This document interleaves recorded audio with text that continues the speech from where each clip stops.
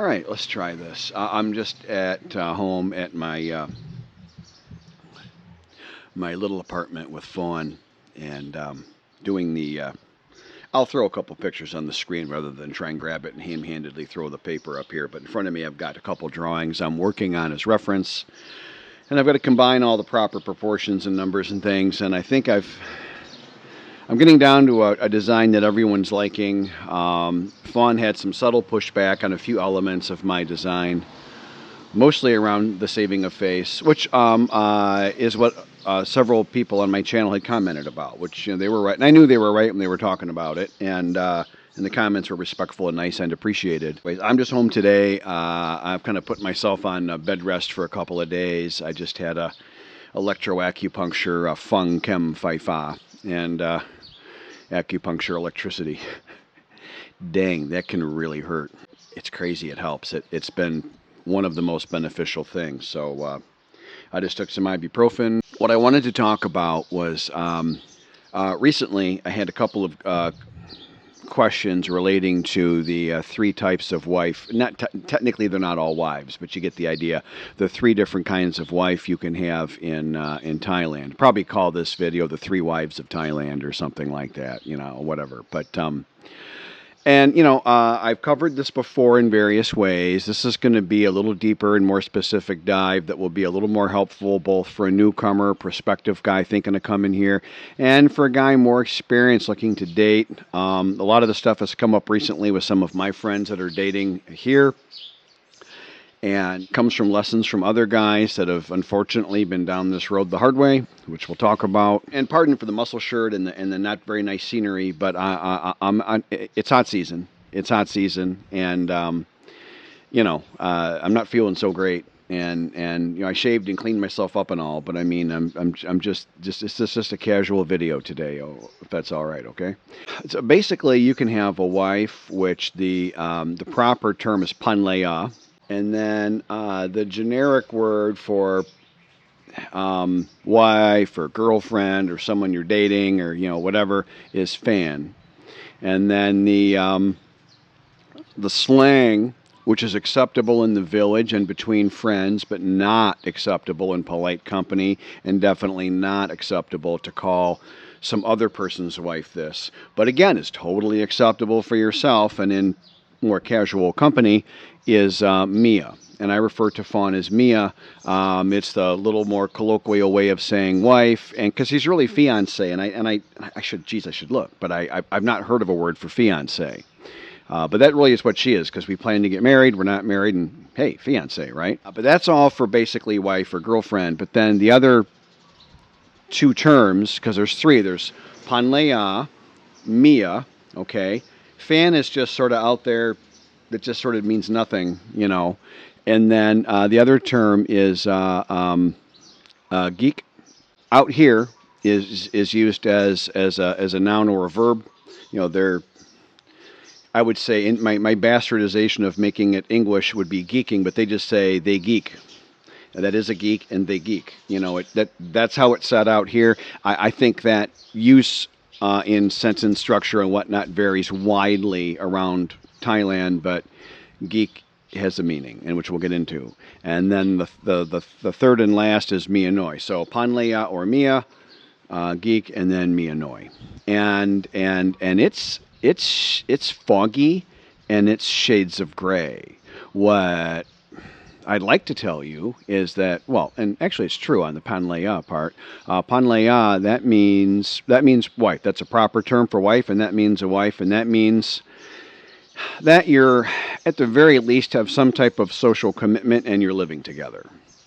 Or you live together part of the time or something. A lot of people, again, live separately, and that's a whole other kettle of fish. But that's the guy's wife in some way or another, okay? That it means specifically just only that. But when you get to geek, and that's how they say it here, and I've had people come on my channel and say, hey, you pronounce it this way, not that way. And I get that. Again, I'm in the sticks. I'm in the villages. I'm probably equivalent to learning how to speak English by living in Louisiana.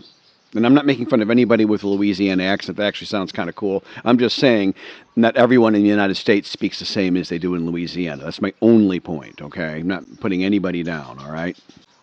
So my pronunciation might vary, plus last I checked, Thai is rather difficult, and sometimes I get it slightly wrong. But these words I hear every day, and I'm hitting them at least 80%. Okay. Anyhow, so back on the content. So geek is like mistress or lover. Probably the best translation is lover, and this is one that can really be difficult and cause a lot of problems for foreign guys dating here. So let's just go with how a geek starts out. What a guy could find a geek, or a woman could be I'm going to say geeking. They don't use that. They don't have English and Thai are not the same language, okay? I'm saying geeking, but they would say it a slightly different way, and I'm not going to make this into a language lesson because then this will be a 3-hour video, okay? But, two people geeking together, they could meet in all kinds of ways, okay? But typically, it would be somebody within their village, their Muban. Muban is village. It would be in their village, or it would be very, very often through work. And that's one reason, that's a big reason why I go with Fawn on every work excursion. Not that I don't trust her, it's just that I don't trust everyone. I'd have to trust every other guy in the whole group. And, I've got better things to do. So, as a general rule, I just prefer to go, and it's just less hassle for everyone. Promiscuity in the workplace can be a big deal, and that's other than women looking to social climb, that's initiated by men, and they can be very aggressive, and women don't have a whole ton of social authority here, so saying no can be challenging, and I don't need to draw you a map as to how that works. So I just tend to go. Plus, the functions are usually pretty fun. It's usually going somewhere cool. The hotel's already paid for. Usually there's a pool. I can read, and there's usually a gym. It works out great, and I see her. I don't see her all day. I see her for dinner. So anyway, so that's that. So that works out great. Anyway, so there's your geek. So typically it's someone proximate. From our perspective as guys dating women, the male geek to the lady would be someone proximate to her. So a coworker, a neighbor, something like that. And this would be someone that you generally see. It's generally someone in the daily life, because that's going to be a lot more convenient for the two people to be geeked together, because there isn't all this transportation involved. And they have, they can either meet at someone's house, but typically not. Typically what they do is they'll meet somewhere in a third location between where they work together or wherever they met, and the lady on her way and the man on his way home, for an hour or two or something on some kind of regular basis. That's kind of how that kind of thing kind of tends to work. And then in the evenings, when they say they're going somewhere else, again, from our perspective, when the woman is saying, I'm going here, I'm going to go meet my friend, she's not meeting her friend. In this case, when she has a geek, she's meeting this guy, and it'll be the same, one or two guys that she's geeking with, on some kind of routine basis. That's kind of the basics of that, okay? And that's from our perspective, that's almost always going to be tie to tie. That's going to be a Thai man somewhere out there that you don't know about, okay? That's kind of geek. Now, Mia-Noi is... hang on. Let me back up. So, and then with geeking, generally, ostensibly, there's generally not supposed to be payment. The man generally doesn't pay the woman to be his geek. However, it's a slippery slope, like I said. She might complain to him, gee, she needs some money for gas, and she needs some money to go visit her mom who's sick, and she needs money for a bus ticket or a train ticket. Ties to a lot of bus and train travel. Things, and then it just gets into, gee, she'd like a new sexy outfit to wear for him, and it can be, geek can become a very generic term for just two people who are sleeping together that aren't really supposed to be together. They have somebody else. At least one of them has somebody else they're supposed to be with. They have a proper spouse somewhere. At least one of them. Usually both. And anyway, so now to Mia-Noi. So Mia-Noi is a different thing. A Mia-Noi is the expectation there is a payment. And I said this once before, but there's a guy, a nice guy, I like him, and I just was kind of joking a little bit. And he said, "Yeah, I like that guy, and I know he has a Thai man, local Thai man, and he has a really unhappy marriage. As everyone kind of agrees, his Thai wife is awful and all that." And I said, "Well, gee whiz, if she's like totally not providing any wifely things to him and all that, and doesn't really give him any value in her relationship with him, why doesn't he go get a geek or a Mia-Noi or something?" And Fun laughed, and she goes, "He doesn't have any money." But she was serious. She was serious, and to attract. So there's kind of the point. So even to attract a geek, the guy's got to be somewhat attractive, and part of general attractiveness for a man. Hey, in the United States and in Thailand, look at that, the same.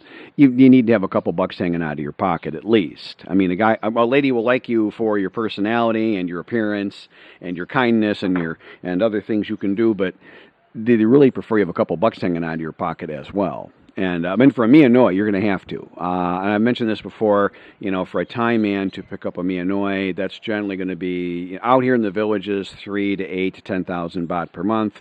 And if the lady's really smoking hot out here, that might be, 15. It could even be 20. That'd be an awful lot out here. That'd be like a 28-year-old, innocent, never married, no kids, obviously, very, very pretty lady, probably with some plastic surgery, which there's no social demerit points for plastic surgery. I give heavy demerit points for my own reasons that I explain on the channel regularly, and you can watch videos on that if you want. And I think that's a real thing. And the more I've seen other guys stating here, and when they're having trouble, invariably, and I mean literally invariably so far in my experience, and obviously there's going to be, this doesn't count for the whole country, but so far in my experience, everyone I've seen has had trouble. The woman's had plastic surgery and fails all the tests I give on the channel for being modern and not being a real traditional lady and all that. And when they're dating a foreign guy, it's because they wanted the money. So just FYI, you take that for what you want. It's just a tip, and you can disagree with me, and you're certainly entitled to disagree with me. Anyway, so so your Mia-Noi, there is an expectation of payment, and so. And then a geek and a Mia-Noi a lady could kind of play the relationship like it's just a geek, but really she's Mia-Noi. She's transitioned over to being a Mia-Noi because she's getting a one way or another, more or less effectively, some kind of salary or regular monthly payment from the guy, and there you go. The real problem for us, foreign guys stating here, we don't know the culture, we don't understand the language that well, most of us, I'm at a low conversational level with the language, and I can Kunpa going somewhere.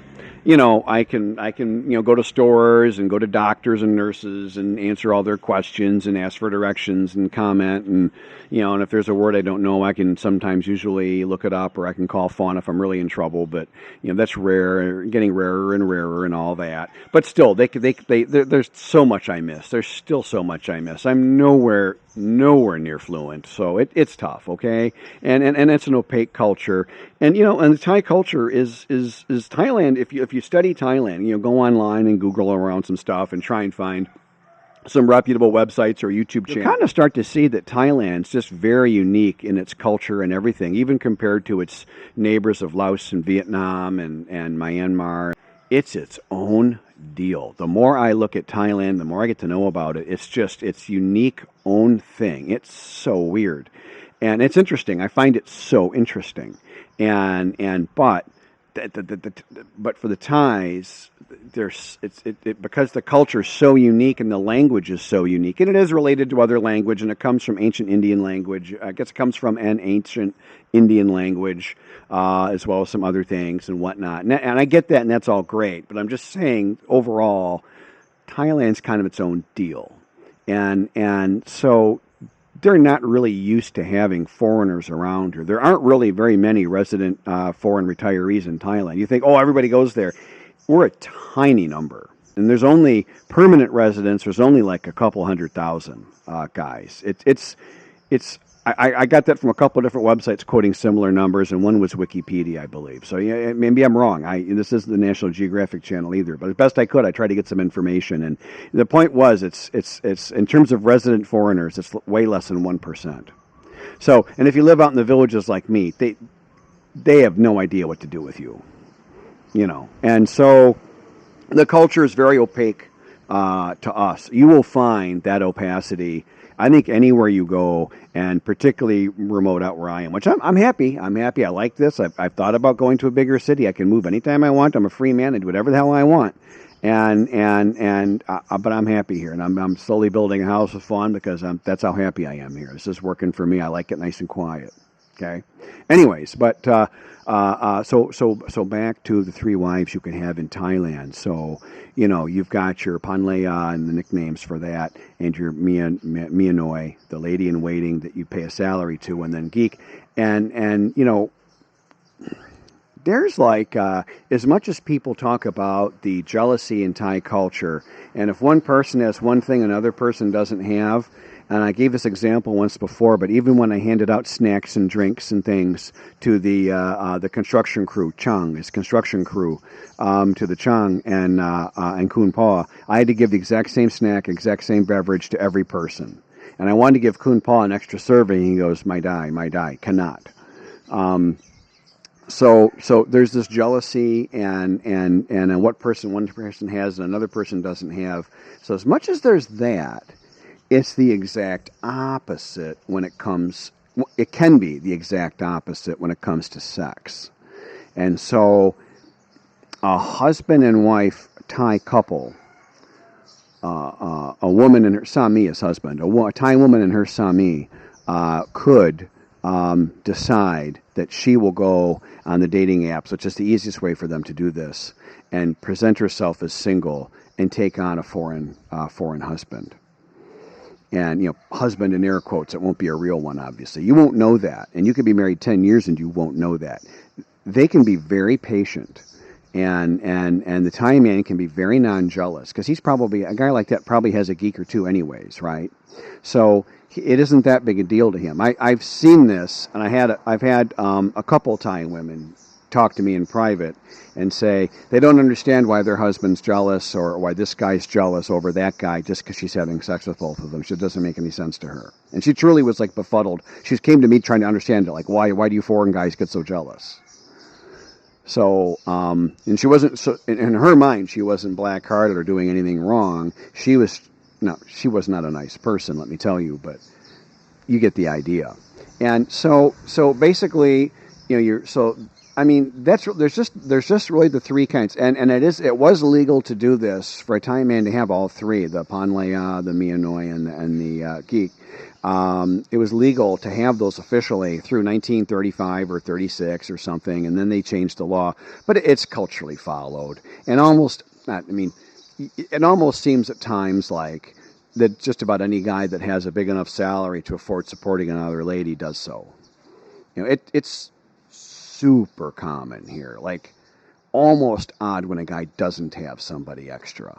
It kind of almost feels that way. And so many women that I know that I would have never imagined in my life were geeking or playing as a Mia-Noi are doing that. And it's women you'd never suspect. I'm telling you, you have zero probability of predicting any of this and looking at or getting to know a person and knowing if they're doing that or not. You have to really get to know the person and know their schedule. If you don't know their schedule, you don't know what they're doing. I'm telling you flat out.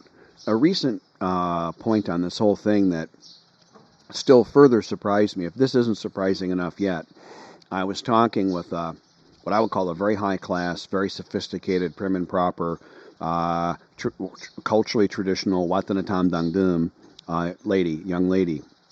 Very conservative, very, maybe almost a little judgmental even, okay? So pretty harsh critic, okay? And that person says to me, and we're talking about this subject, and just examples of people that you would never think.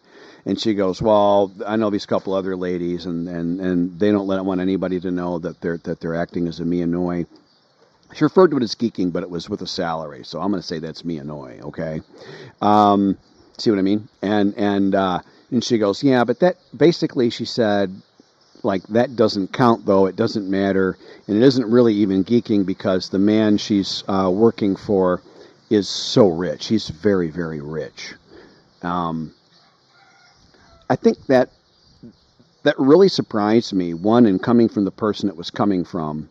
And to me, I took that conversation to say that this lack of jealousy between lovers and sex and things like that, really, in a case like that and that kind of sphere of the culture, that corner of the culture, money really is king. And you know, in this lady that I was talking to, she didn't even like the other two women in particular she was talking about, and even she was forgiving them, saying, "Yeah, but that that doesn't count because that guy's just so rich."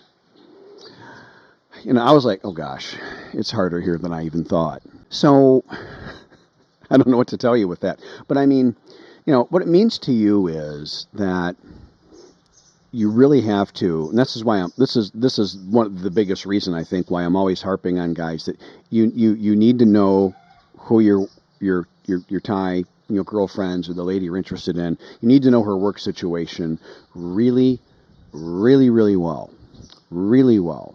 For example, school teachers, and I know no school teachers doing this. I want to make that clear because I have a lot of school teacher friends, but I know this. I don't know that this can happen, but I greatly suspect. And let me tell you, and then I think you'll agree with me. Many of the schools have little tiny houses, and they put the school teachers up for free or at some kind of discount or whatever. The housing comes included on some kind of level with the job. I could just imagine that is just a prime market for a geek economy, I'll call it. To make up yet another word, take my English and mangle the Thai language further. Which is not intentional, just trying to really a subject that's difficult. Anyway, so, I mean, you really, so the bottom line in all this is you really need to know any lady you're interested in, what she's doing. If you can't account for someone else's time here, I think you really just absolutely cannot predict what they're doing, And some of the stuff, you have to kind of step back. We all kind of get so involved in our relationships, and passers-by and friends outside the relationship comment like things are so obvious, because when you're not that close to it, it's more obvious. You got to step back and go, gee, my girlfriend, she comes home late at night, 1 a.m. all the time when she's not with me. Who's she with?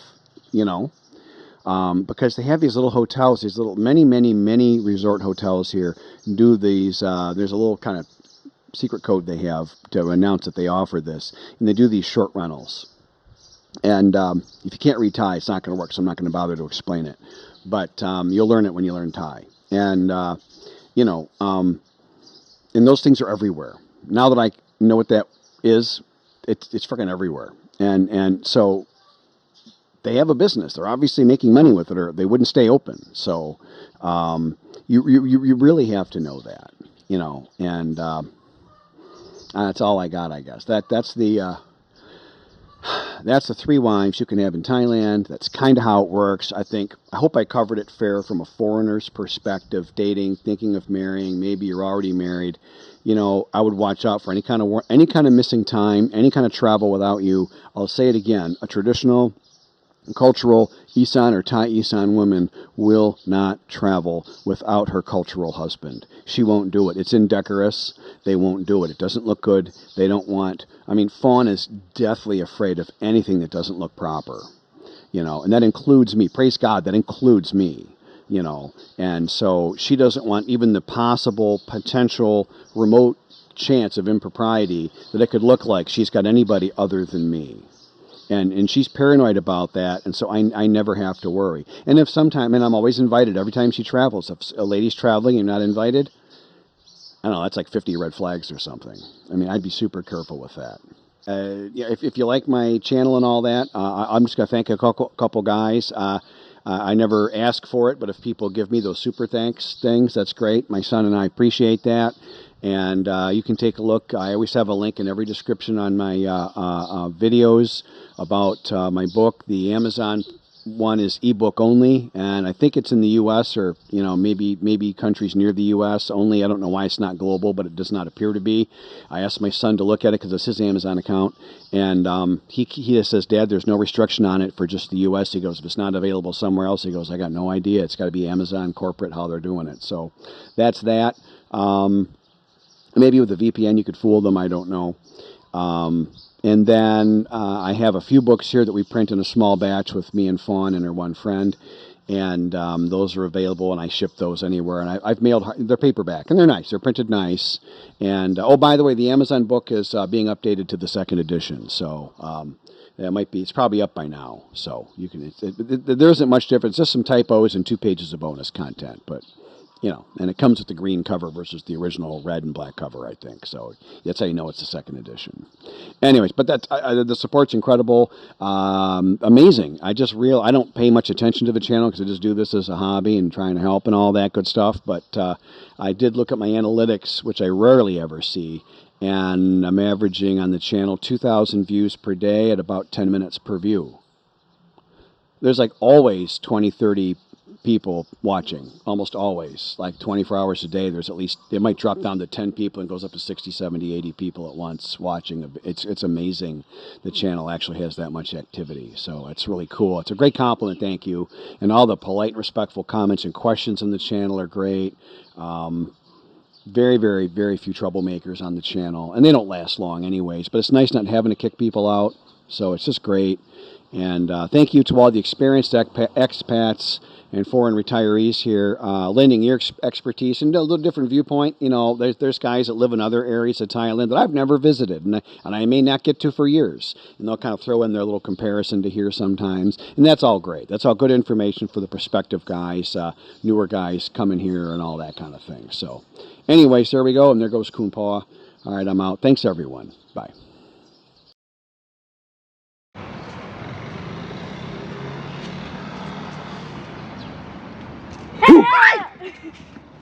Wait! That's their park out there. On the weekends it'll be like lined up with vendors and snack shops, and they sell a lot of used clothes here, which I've been buying. They're really cheap, they're soft and broken in, and they don't shrink. So, kind of nice. Fat Boy restaurant, actually not bad. It's not like worth going out of the way for, but it's not bad. But there's a bunch of other restaurants down here, like that restaurant, there's a whole street of them. Haven't been to most of those. There's probably a couple good ones in there. So I'm gonna try and check this out a little more.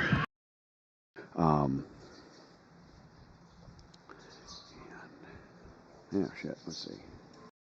My name is Rob, and thank you for supporting my YouTube channel.